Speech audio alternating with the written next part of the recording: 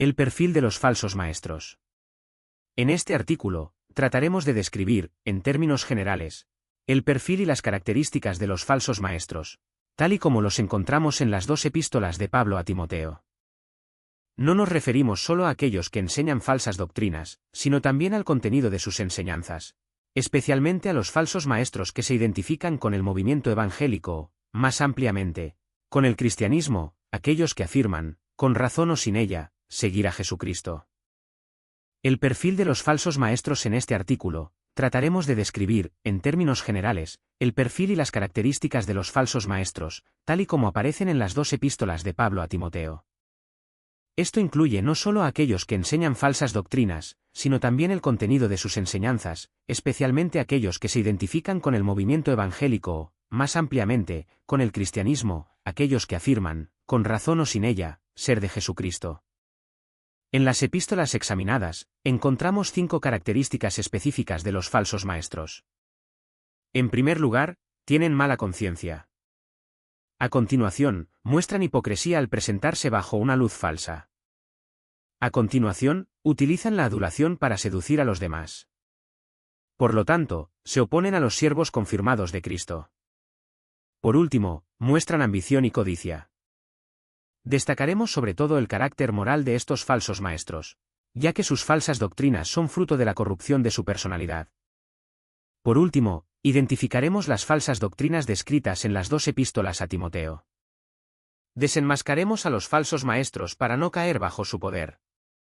Estudiemos lo que es verdadero en la palabra de Dios para discernir lo que es falso, al igual que aquellos que reconocen inmediatamente los billetes falsos porque se han dedicado a estudiar los billetes auténticos.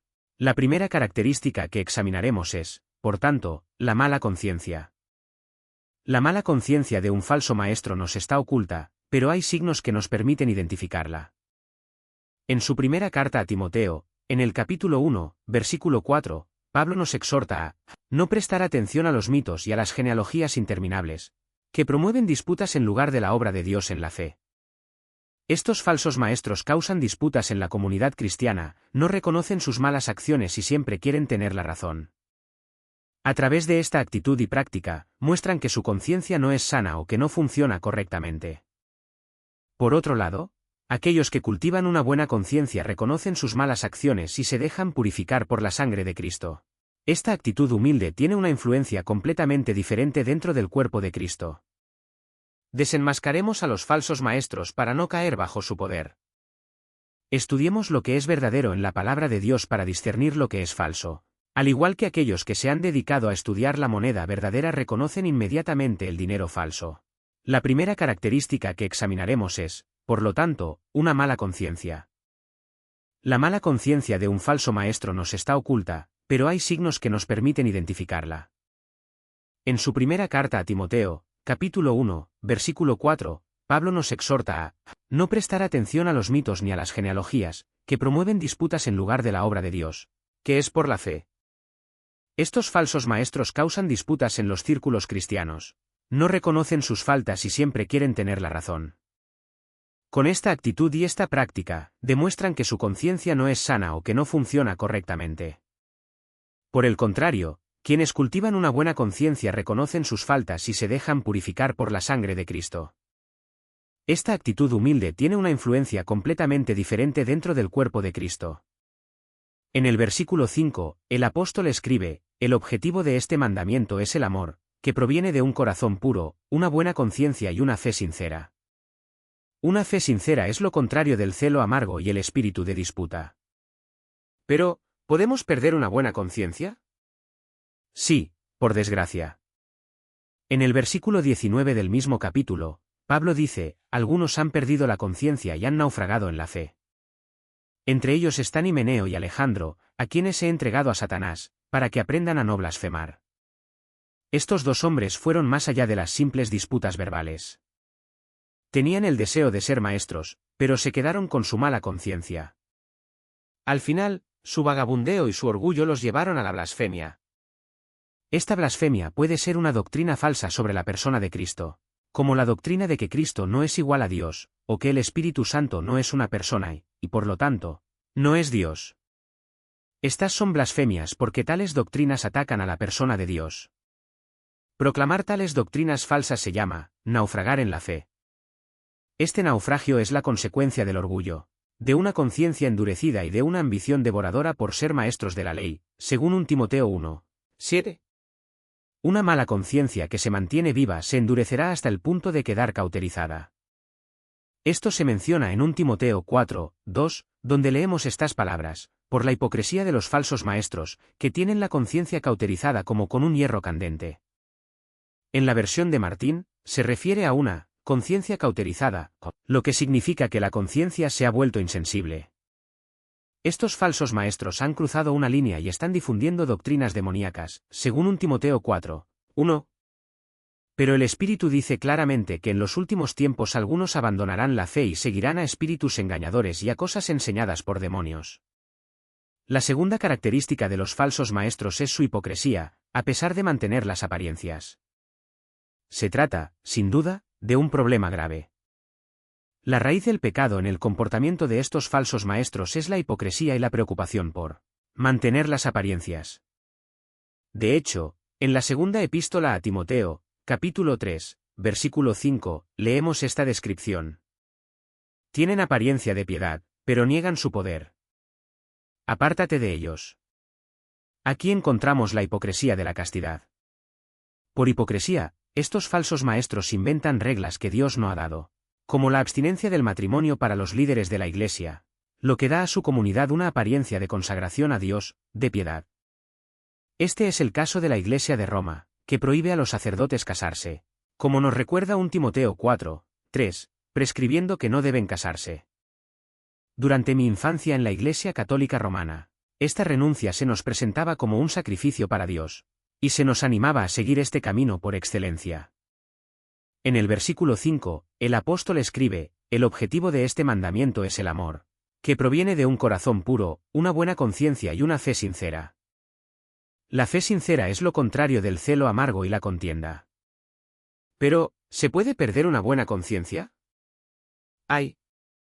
En el versículo 19 del mismo capítulo, Pablo dice: algunos han perdido la conciencia y han naufragado en la fe.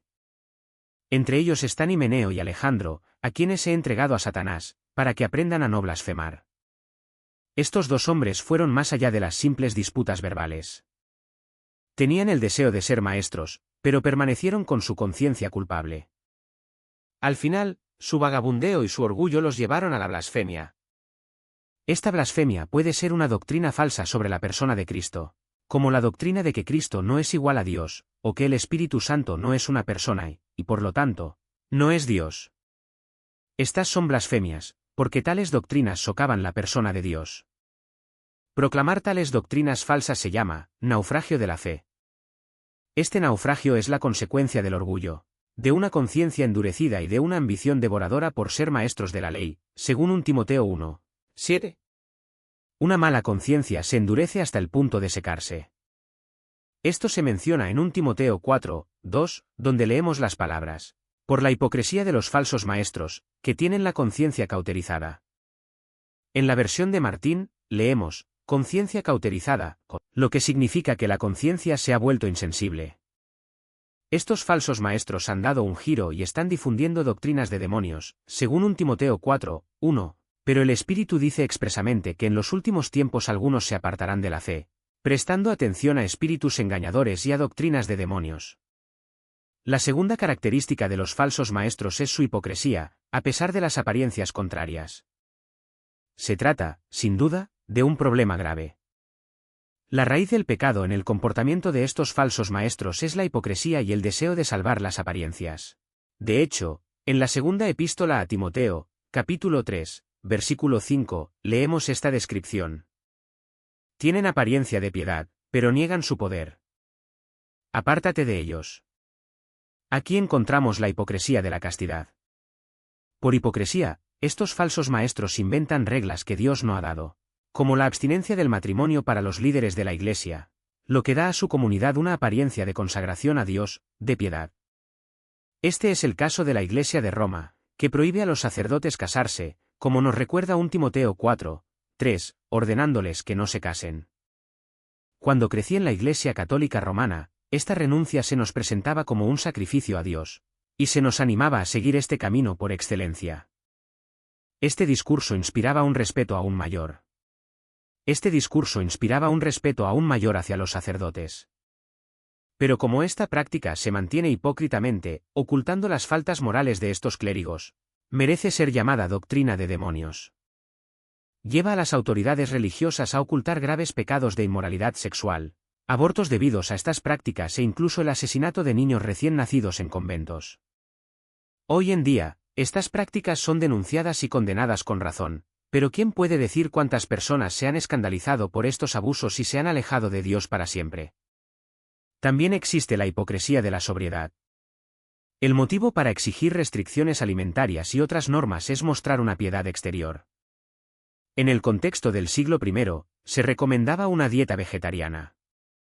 Pablo escribe en 1 Timoteo 4, 3, prohibiendo a los hombres comer ciertos alimentos, que Dios creó para que con acción de gracias participasen de ellos los creyentes y los que conocen la verdad. Hablemos de la hipocresía del legalismo o la alienación familiar. De hecho, la observancia del sábado se convierte en condición para la salvación en el adventismo. En otras sectas supuestamente cristianas, se exige el sacrificio de los lazos familiares, siendo los únicos deberes los que se tienen hacia la comunidad religiosa, y no hacia la familia, en contra del cuarto mandamiento.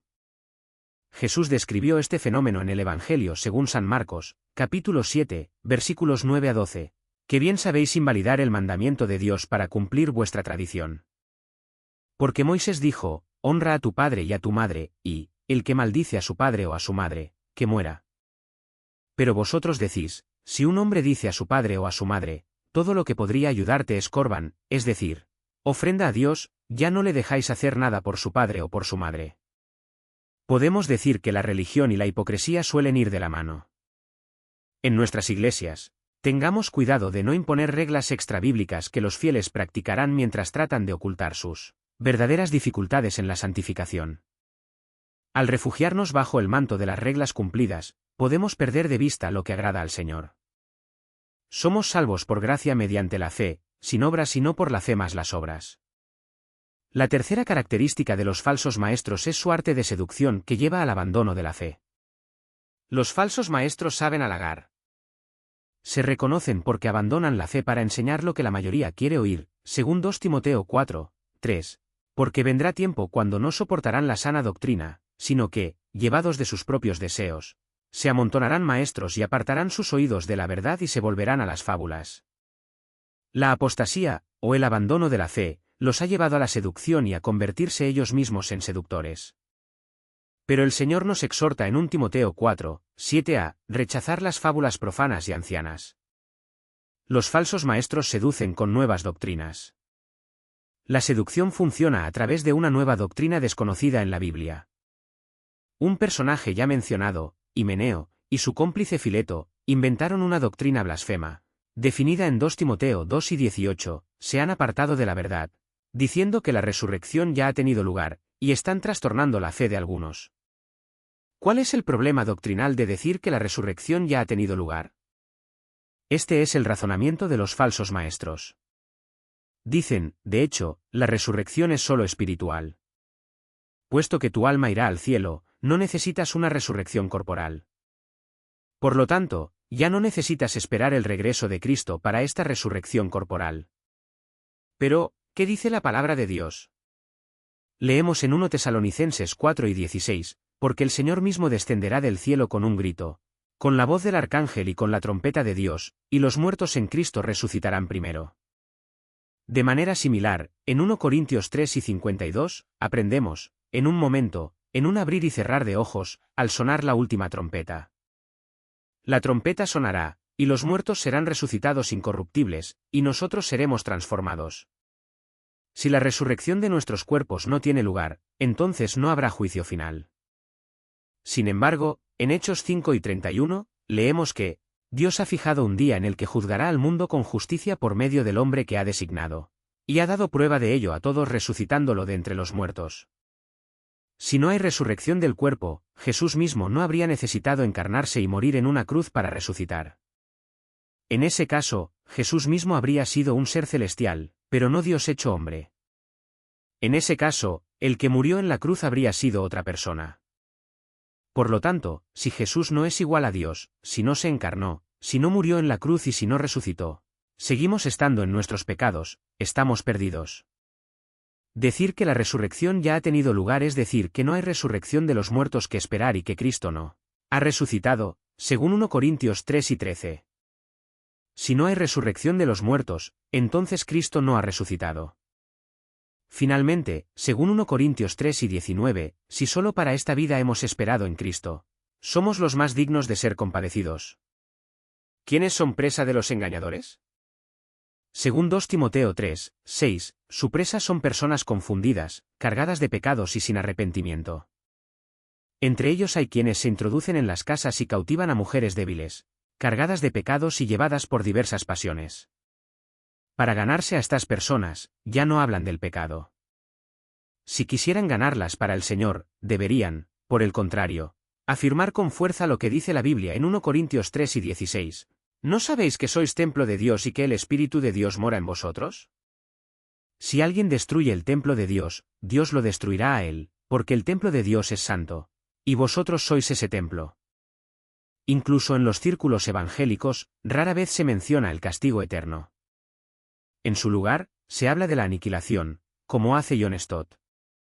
De hecho, se está extendiendo la doctrina universalista, que afirma que al final todos se salvarán, negando así el lago de fuego y azufre preparado para Satanás y sus ángeles para aquellos que no se han arrepentido. La cuarta característica de los falsos maestros es que se oponen a los verdaderos siervos de Dios. Después de revisar sus actitudes de mala conciencia, hipocresía y seducción, pasamos ahora a su oposición frontal a los ministerios probados de los auténticos siervos de Dios encargados de predicar la palabra. El apóstol Pablo nos da un ejemplo del libro del Éxodo en 2 Timoteo 3, 8. Así como Jans y Jambres se opusieron a Moisés, también estos se oponen a la verdad, siendo corruptos en su entendimiento y rechazados en la fe. Pablo cita dos nombres de magos que imitaron los milagros del Señor a través de las manos de Moisés cuando se presentó ante el faraón. Su deseo era demostrar que los dioses de Egipto eran tan poderosos como el Dios de Israel. Los falsos profetas enfatizan los milagros, las sanidades, las profecías y el hablar en lenguas para respaldar la autenticidad de sus palabras y oponerse a aquellos que proclaman con sobriedad la palabra de Dios. En 2 Timoteo 4 y 15, Pablo escribe: «Guárdate también de él, Alejandro, porque ha sido un adversario violento de nuestras palabras». Pablo ya lo había mencionado en 1 Timoteo 1 y 20, entre ellos están Himeneo y Alejandro, a quienes he entregado a Satanás, para que aprendan a no blasfemar.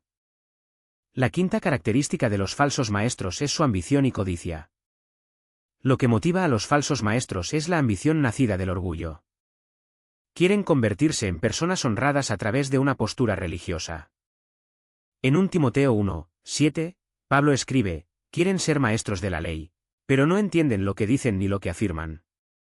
Esta actitud es típica de la glosolalia, la adivinación y los milagros realizados en ciertos círculos por falsos profetas cegados por el orgullo.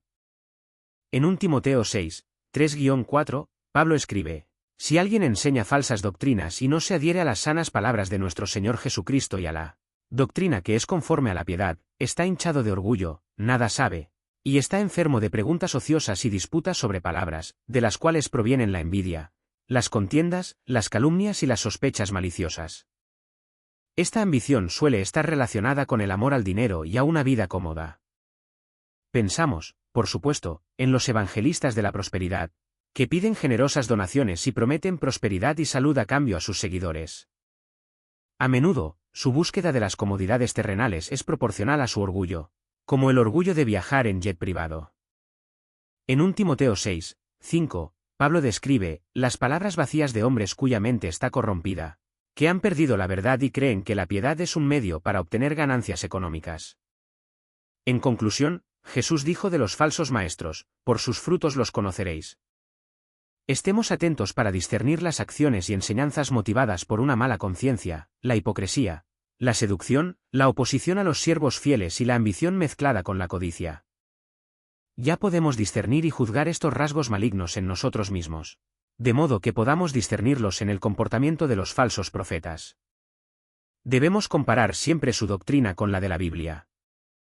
Cualquier cosa que contradiga la infalibilidad de la Biblia, su historicidad en lo que se refiere al relato de la creación, la caída del hombre, el diluvio universal, la historia de Israel, la divinidad de Cristo, su muerte en la cruz, su resurrección y su inminente regreso, debe alertarnos.